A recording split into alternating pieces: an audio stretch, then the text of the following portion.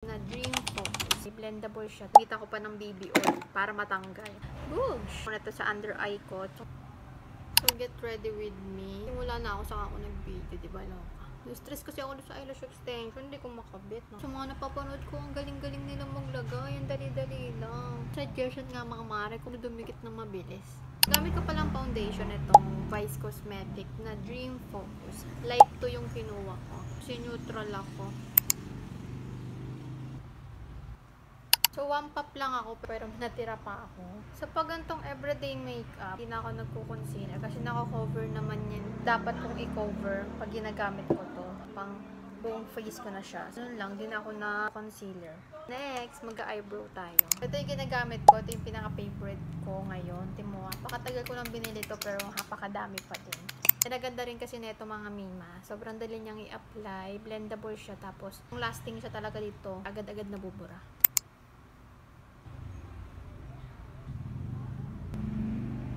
Diba mga mima, oh. Tapos iba-brush ko lang siya.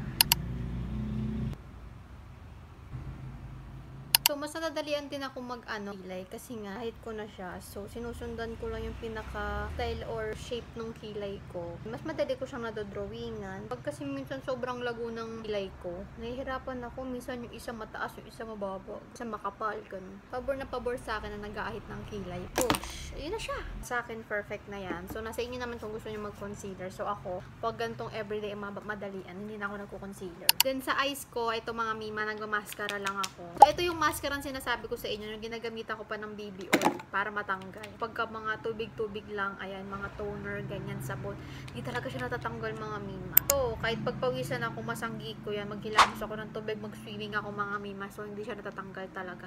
So, kailangan ko talaga ng baby oil. So, nasa inyo na yan kung gaano ka-volume kung gusto nyo. So, apply lang kayo ng apply, ayan, ganyan. So, wala akong curler, so hindi ako nag-curl.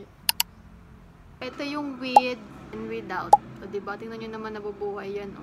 Diba ako mapal at tumaba? Ayan na siya mga mima. Hindi masyadong nakikita yung taas kung gusto nyo nakaganon talaga. So, mag-curl kayo. Wala akong curler mga mima. Natanggal na yung foam niya sa loob. Serum kasi yun, tapos nawala na. So, okay na sa akin yan kasi pang everyday makeup.